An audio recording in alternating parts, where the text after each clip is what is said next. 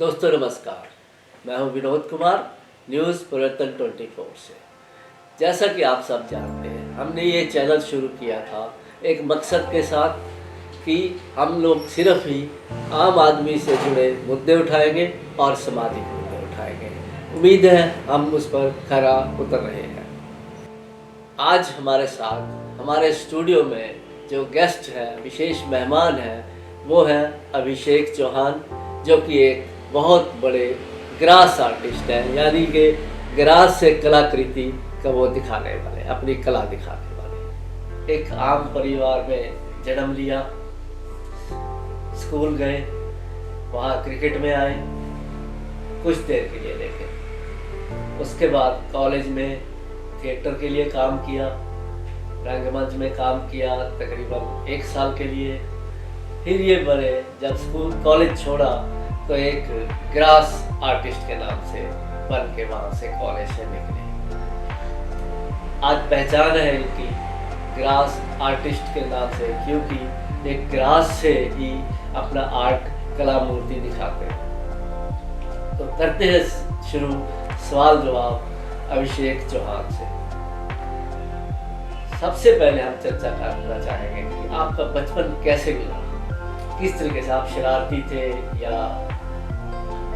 देखिए, बात यह है कि बचपन में सभी शरारती होते हैं, शायद वो बच्चे ही नहीं होते जो शरारत नहीं करते हैं।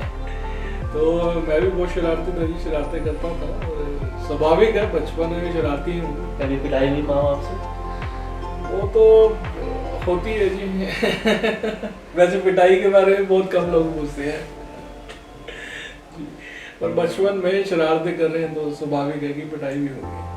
उसके बाद आप स्कूल आए जी। स्कूल में क्रिकेट कैसे चुना आपने?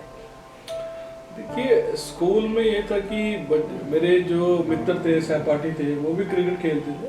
तो और मैं टीवी पे देखता था सचिन तेंदुलकर जी को, धोनी जी को क्रिकेट खेलते, तो मेरा भी दिल करता था कि मैं भी खेलूं। उनसे इंस्पायर थे? इंस्पायर था, राइट।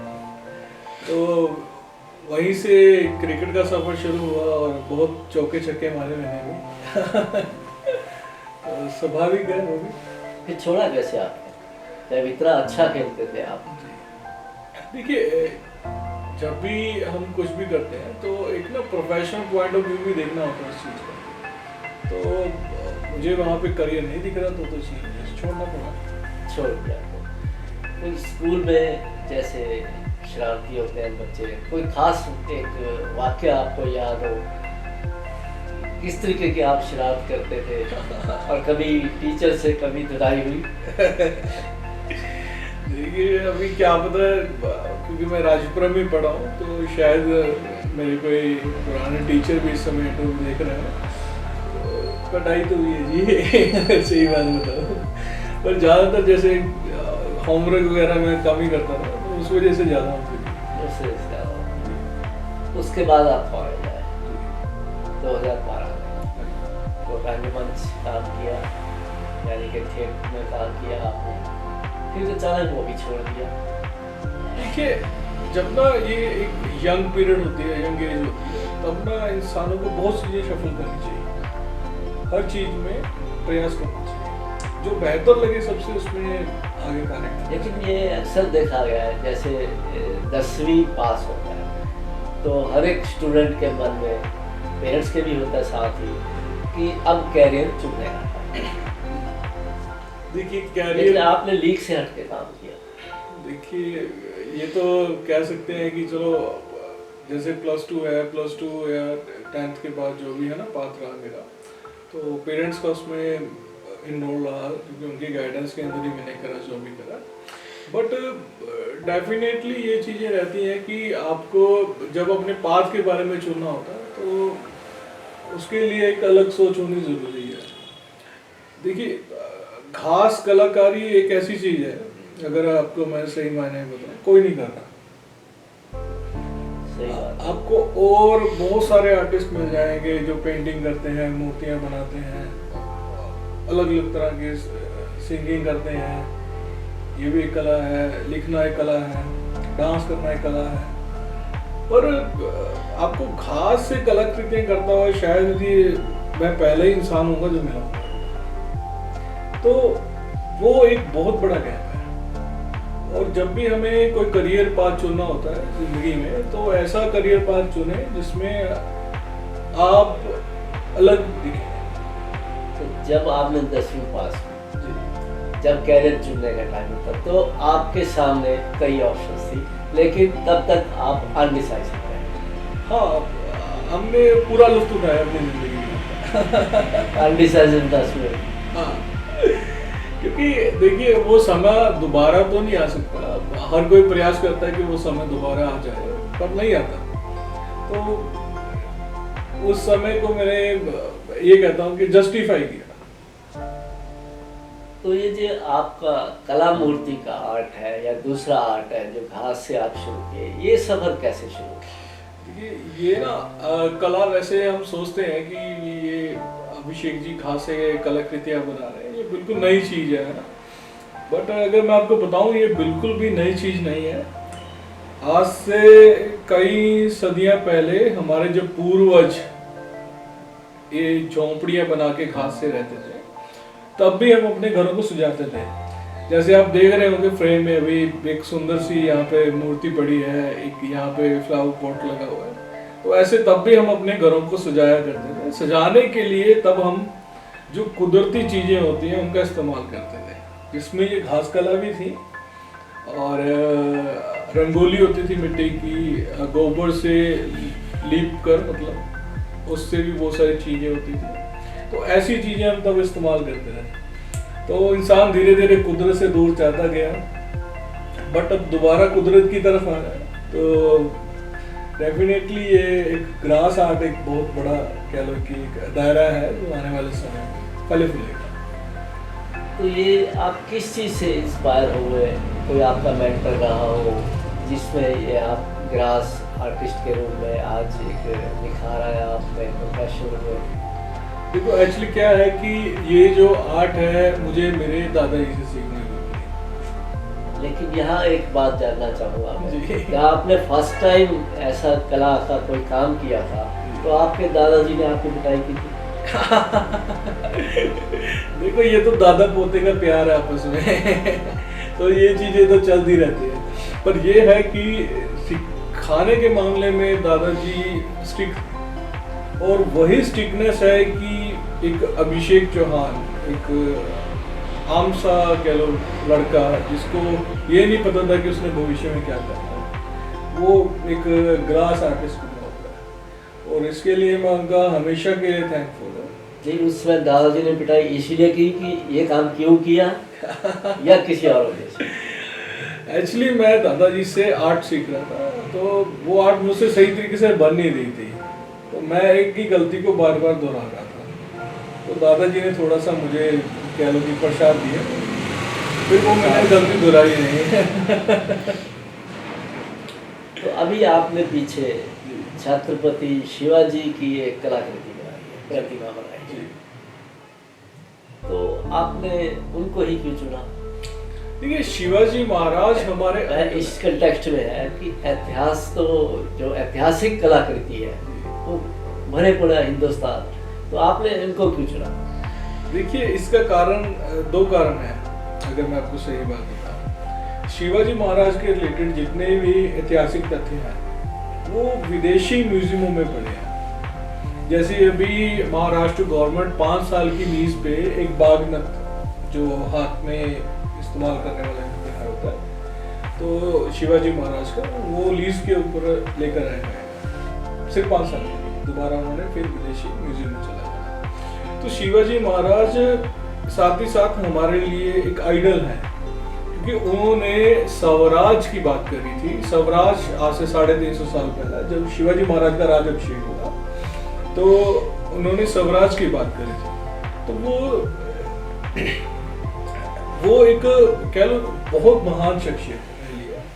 तो जरूरी था कि उनका 350 साल सेंट्रल गवर्नमेंट इस समय मना रही है, तो कुछ ना कुछ एक कलाकार के तौर पर मुझे भी कुछ ना कुछ उनके लिए करना चाहिए। तो डेफिनेटली मैंने उनके लिए एक मूर्ति बनाई है।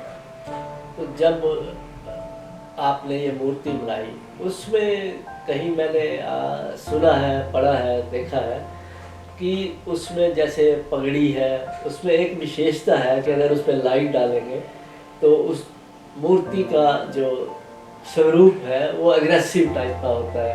ऐसी क्या विशेषता है आपकी उस कलाकृति में? देखिए, शिवाजी महाराज खुद बहुत विशेष थे और उनसे प्रतिभा जो बनी है, उनकी मूर्ति जो बनी है वो भी विशेष है। पर आपने शायद एक मोनालिसा पेंटिंग के बारे में सुना होगा, तो वो विश्व की पहली ऐसी पेंटिंग है जिसके एक्सप्रेशन चेंज होते हैं। अगर उसे आप सामने से देख रहे हैं तो वो स्माइल कर रही है, और अगर हम थोड़ा सा एंगल चेंज करके उसको देखते हैं तो वो उसकी जो स्माइल है वो फीकी पड़ जाती है। तो अब दूसरा, अभी शिवाजी महाराज की चर्चा उनके साथ इसलिए हो रही है क्योंकि शिवाजी महाराज एक ऐसी मूर्ति अभी तक की बनी हुई है जिसके एक्सप्रेशंस चेंज होते हैं। मोनालिसा में तो 2 एक्सप्रेशंस बनते हैं, शिवाजी महाराज की जो मूर्ति है उसमें 3 एक्सप्रेशंस हैं। जैसे हम सामने से शिवाजी महाराज को देखते हैं तो वो एकदम से कूल एंड काम बैठे हैं, शांत बैठे हैं, और अगर हम उन पे सामने से लाइट डालते हैं तो एकदम से वो एग्रेसिव नेचर में आ जाते हैं। और अगर दोनों कंधों से हम शिवाजी महाराज को देखते हैं तो वो मीठी सी एक मुस्कान जो चेहरे पे रहती है वो देखने को मिलती है। और ये मूर्ति पूरी की पूरी घास से ही बनी हुई है, इसमें किसी प्रकार के रंग का इस्तेमाल नहीं हुआ, चाहे आप दाढ़ी देख लें, चाहे आईज देख लें, कुछ भी। और गले में जो शिवाजी महाराज की माला भी है वो भी घास से ही बनी हुई है, और उसमें धागा भी घास का ही है, धागा भी घास का ही है। और साथ ही साथ शिवाजी महाराज में इतनी बारीकी से काम हुआ है कि आप उनके हाथों के नाखून तक देख सकते हैं बने हुए। तो ये मेरे लिए एक उपलब्धि भी है, और इस वजह से मुझे दादाजी से शाबाशी भी मिली। हालांकि प्रसाद तो बहुत बार मिलता है, ये जो पीठ पे जो शाबाशी मिलती है ये कभी कभार मिलती है। तो वो मेरे लिए कह लो कि अभी तक का सबसे कह लो एक मेमोरेबल मोमेंट है। हालांकि ये बाकी मूवमेंट से बड़ा डिफरेंट है। जैसे मुझे स्टेट अवार्ड मिला है, गिनीज बुक में नाम आया, लिम्का में आया, इंडिया बुक में आया, बहुत सारे अप्रिशिएशन मिलते हैं, वो एक डिफरेंट चीज़ है। पर जो परिवार की तरफ से मतलब वो भी हमारे परिवार के, खास करके जब वो गुरु हो, मेंटर हो, चाहे दादा भी हो चाहे, लेकिन मेंटर है, गुरु है, तो उनसे जब मुझे ये शाबाशी मिली वो मेरे लिए वर्ल्ड का सबसे कह लो कि एक प्रीशियस मोमेंट मेरे लिए। तो आपने ये पहली बार किया प्रतिमा को हाथ से बनाने का, क्या चुनौतियों का सामना करना पड़ा? हाँ, चुनौतियाँ थी, क्योंकि शिवाजी महाराज को बनाना मेरे लिए सरल नहीं है, क्योंकि इसके लिए पहले मुझे उनका इतिहास के बारे में सारा पढ़ना पड़ा, शिवाजी महाराज, क्योंकि ऐसी जो महान शख्सियत होती है ना उनकी एक छाप मिलती है इतिहास में, और कलाकार का काम होता है उस छाप को मूर्ति में लेकर आना। जैसे शिवाजी महाराज के 3 एक्सप्रेशंस हैं, वो एकदम शांत बैठे हैं सामने से देखते थे, तो वैसा उनका रवैया उनकी प्रजा के लिए था। और जब उनके ऊपर लाइट पड़ती है वो एग्रेसिव हो जाते हैं, तो वो नेचर उनका विदेशी आक्रमणकारियों के लिए था। और जब हम कंधों से शिवाजी महाराज को देखते हैं, वो मुस्कान उनके चेहरे पे रहती है, वो मुस्कान स्वाभाविक है, क्योंकि उनको पहले ही पता होता था कि दुश्मन क्या रणनीति बना रहा है मेरे लिए, तो आने वाला भविष्य वो पहले ही देख लेते थे। तो इसलिए उनके चेहरे पे मुस्कान रहती थी कि भाई साहब आप जो भी करने की प्रयास कर रहे हैं वो मुझे पहले ही मालूम है। अभी तक की सबसे बढ़िया जो आपको लगा आपकी कलाकृति? अभी तक की वैसे सभी कलाकृतियाँ मेरे लिए तो अच्छी ही है, बाकी लोग अपने तरीके से उसको जज करते हैं। बट अगर बात करी जाए कलाकृतियों की, तो विशेष कलाकृतियाँ भी बहुत सारी हैं। जैसे मैंने घास के तिनकों से भगवद गीता श्लोक लिखा था, तो वो मेरे लिए एक प्रीशियस मोमेंट थी। और अमर जवान ज्योति चिन्ह बनाया, वो भी प्रीशियस मोमेंट थी। एक ओंकार साहब बनाए जिसमें 1100 तिनकों को 11,000 बार मोड़ा, आंखों पे पट्टी बांधकर, और एक ओंकार साहब का स्वरूप बना 10 घंटों में। तो वो प्रीशियस मोमेंट उसमें ये था कि वो एक ओंकार साहब के जो स्वरूप बने थे, स्पेशली सरदार मिल्खा सिंह जी उसे देखने के लिए, और वो मेरे लिए एक प्रीशियस मोमेंट था। और दूसरा ये कि उनको बाबा जी की चरण छाह धरती सुल्तानपुर लोधी बेर साहब आजीवन के लिए सुशोभित है। मतलब जब तक हमारी धरती है धरती माता जी है, ये संसार है, तब तक वो गुरुद्वारा श्री बेर साहब सुशोभित नहीं है। तो ये पट्टी बांध के काले रंग की क्या किस्सा है ये? ये कोई किस्सा नहीं है, स्वाभाविक है इसमें कि मुझे किस्से का मतलब इसके बैकग्राउंड क्या है? बैकग्राउंड तो ये इसमें ये है कि हर कोई अपनी कला का प्रदर्शन करता है, तो एक प्रदर्शन करने का तरीका है कि घास से इतना मेरा अटैचमेंट हो चुका है कि इतना घास मेरे में रम चुका है, मैं घास में रम चुका है, इसका मैं कुछ कह नहीं सकता। इसके लिए तो रियाज करना पड़ा, पहले प्रैक्टिस करनी पड़ी। पहले प्रैक्टिस थी पर अब स्वाभाविक है, अब मुझे मतलब शुरू करने से पहले आपको प्रैक्टिस करनी पड़ी। प्रैक्टिस करनी पड़ी, पर अभी ऐसा लगता है कि ये घास के तिनके नहीं है, ये मेरे शरीर का कोई अंग है, और जैसे मैं इसे मोड़ता हूँ तो वो मुड़ते हैं। तो अब ये आपका प्रोफेशन है जी। तो इसका भविष्य क्या देखते हैं आप? भविष्य उज्जवल है पूरा, क्योंकि जिस प्रकार से हम लोगों ने पोल्यूशन कर दिया है, आने वाला समय ही सारा इको फ्रेंडली चीज़ों का है। जैसे आप देखें अभी हाल ही में जैसे पराली को जलाया गया है पंजाब में, तो बहुत सारा पोल्यूशन हुआ है, बहुत सारा एकदम से एयर क्वालिटी डाउन गई है। तो ऐसी चीज़ें अगर होंगी तो उस पराली को हम इस्तेमाल करके इस प्रकार की चीज़ें बना सकते हैं, राखियाँ बना सकते हैं और बहुत सारी चीज़ें हो सकती हैं। तो स्वाभाविक है कि आने वाला समय इको फ्रेंडली चीज़ों का ही है। हमारे पास अभी भी बहुत सारी टीम है जो घास से राखियाँ बनाती है, ज्वेलरी बनाती है, लोगों को रोज़गार भी मिलता है, और साथ ही साथ जो जिन चीज़ों को लोग आग लगा देते हैं, हम उन चीज़ों का इस्तेमाल करते हैं। जैसे कि रॉक गार्डन है, वो भी एक अपने आप में अलग सा था, उसमें जब आया था तो आप चाहते हैं कि हम ग्रास गार्डन बना दें? गुड आइडिया, एनवायरनमेंट के लिए तो अच्छा है ना। जी, देखिए एनवायरनमेंट के लिए भी ठीक है, जैसे हमारे राजपुरा में इंडस्ट्री आ रही है तो वो इट्स ऑल्सो गुड थिंग कि हमारे पास कुछ देखने के लिए है, वरना हमें यहाँ से या तो पटियाला जाना पड़ता है या चंडीगढ़ जाना पड़ता है। बट ये है, प्रयास है, इसके ऊपर आने वाले समय में ज़रूर इस पर विचार किया जाएगा। तो आजकल जो सिनेरियो है एनवायरनमेंट का, उसके बारे में आपका क्या? सिनेरियो देखिए, ये ना हमारी माँ है, प्रकृति हमारी माँ है, और हम अपनी माँ को भी कष्ट दे रहे हैं। कहीं अल्टीमेटली सॉल्यूशन दिखता है? बहुत सारे सॉल्यूशंस है। नहीं, सॉल्यूशन तो है, ऑफ कोर्स है, लेकिन कहीं दिखता है, क्योंकि बड़े इन्वायरमेंटलिस्ट हैं, उन्होंने वर्ल्ड के हर एक कंट्री को वार्निंग दी है कि 2 साल में अगर आपने कंक्रीट स्टेप नहीं उठाए तो डिजास्टर हो सकता है। देखिए, इसमें ना अगर मैं रवैया देखूं तो सरकारों का रवैया सही नहीं है, क्योंकि क्या मायना है, सरकारों का रवैया सही नहीं है, हम जैसे जो आम नागरिक हैं उनका रवैया सही नहीं है। ये सब चीज़ें जो रहती हैं ना पैरेलल चलती हैं। अगर आपने पोल्यूशन की बात करें तो पोल्यूशन बूम चल रहा है आजकल, पूरा का पूरा एयर क्वालिटी 200 प्लस जा रही है, तो वो इन्वायरमेंट के लिए तो खतरनाक है ही, हम अपने लिए तो खतरा पैदा कर ही रहे हैं, साथ में हम जो वन्य जीवन है, चिड़िया हैं, पंछी हैं, उनके लिए भी हम जो वातावरण है रहने लायक अब शायद आने वाले समय में ना रहे, पर परमात्मा कुछ ना कुछ जरूर करेंगे इनके लिए, बट डेफिनेटली हमें भी अपने एफर्ट्स लगाने चाहिए।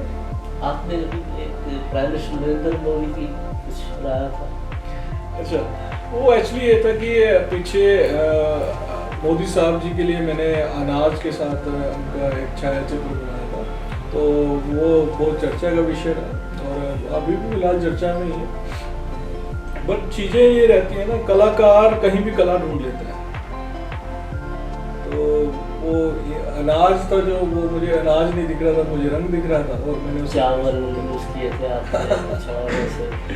जी, उसमें चावल थी, दालें थी और भी बहुत सारी चीज़ें थी, तो वो फूड ग्रेन्स के साथ बननी चाहिए। आपको काफ़ी बार अवार्डों से नवाजा गया, कोई विशेष इसकी आप चर्चा करना चाहें? देखिए, अवार्ड्स तो कह लो, चलो हम अपने विरासत के लिए काम कर रहे हैं, और देखो खास जो होता है ना, ये बहुत नज़ाकत वाली चीज़ है, और ये नज़ाकत घास के साथ साथ शायद परमात्मा ने थोड़ी सी मुझ में भी दे दी है, तो उस वजह से ये सब चीज़ें होती हैं। अब जैसे स्टेट अवार्ड मिलना हो गया, या और बहुत सारे रिकॉर्ड्स हो गए, एप्रिशिएशन लेटर्स, चलो ये एक पार्ट बनते जा रहे हैं ज़िंदगी का, पर इन एप्रिशिएशंस को मैं इतना बेहतर नहीं समझता जो एप्रिशिएशंस मुझे मेरे दादाजी से मिली, वो मेरे लिए ज़्यादा मैच है सर। बात अवार्ड ठीक है, एक कलाकार को अपनी कला के लिए काम करना है, उसके अंदर का एक वो है, जुनून है, लेकिन कई बार सिनेरियो में देखते हैं कि आपसे ज़्यादा अच्छे नहीं हैं लेकिन इन अवार्डों से नवाजे जा रहे हैं। जब एक अवार्ड मिलता है और इंसान को लगता है कि यहाँ सही सिलेक्शन हुई है, तो एक उत्साहना होती है, एक प्रेरणा मिलती है, और अच्छा और अच्छा और अच्छा। हालांकि जिसमें जुनून है वो करता है, वैसे भी करता है। देखिए, जो आर्टिस्ट होता है ना, वो अपने आर्ट के लिए काम करता है, उसको फर्क नहीं पड़ता उसकी वाहवाही हो या ना हो। अब नेक चंद जी की अगर मैं आपको एग्जांपल दूं, नेक चंद जी ने रॉक गार्डन बनाया, और विश्व प्रचर्चित रॉक गार्डन है, विदेशों से बहुत सारे लोग आते थे, उन्होंने कभी कल्पना नहीं करी इसमें, नहीं की। उनकी कल्पना थी उनकी कला, वो उसी में खुश रहते थे। और हर कलाकार जो दिल से कला करता है, तो हालांकि आजकल प्रोफेशनल दौर चल रहा है, सब कुछ देखना पड़ता है, बट जो दिल से जो कला करता है वो उसको एप्रिशिएशन से कोई फर्क नहीं पड़ता। वो सब में खुद क्रिएटर होता है और वो चाहता है कि मैं सोनी से सोनी चीज बनाऊं, बढ़िया तो बढ़िया चीज बनाऊं। आप प्रेरणा का स्रोत हो उन सब कलाकारों के लिए जो किसी न किसी कला के लिए आगे बढ़ने की संघर्ष में। आप क्या संदेश देना चाहेंगे? मैं क्या संदेश दूं, वो खुद भी क्रिएटर हैं, और अभी वो संघर्ष में है ना, आप एक मुकाम हासिल कर चुके हैं। यही चीज कहता हूँ कि भाई साहब, जिस चीज में आपका दिल लगता है, मन लगता है, उसको पूरे मन से करें और नई नई चीजों को एक्सप्लोर करें, देखें, समझें और बेहतर को और बेहतर करें। Thank you very much Abhishek ji, आपका बहुत कीमती समय हमने लिया, हालांकि कई इंगेजमेंट्स थी आपकी, आपका बहुत बहुत शुक्रिया यहाँ आने के लिए हमारे स्टूडियो में। तो अगली बार हम चाहेंगे कि जब आपको हम यहाँ बुलाएं, आप अपनी कुछ कलाकृति, यानी जैसे छत्रपति शिवाजी की है, ऐसी और कुछ, और काली पट्टी बांध के भी उसके साथ है, तो जी धन्यवाद। दोस्तों, अभी तक इस पूरे सारे इंटरव्यू में, कहानी में, स्टोरी में अभिषेक चौहान के इस सफ़र में हमारे साथ बने रहने के लिए बहुत बहुत शुक्रिया। अच्छा लगे तो शेयर कीजिए, कमेंट्स भी ज़रूर कीजिए। एक नई तरह की कला है ये, तो सब्सक्राइब भी कीजिए हमें यूट्यूब पर, और लाइक फॉलो कीजिए हमें सोशल मीडिया पर, यानी कि इंस्टा, फेसबुक।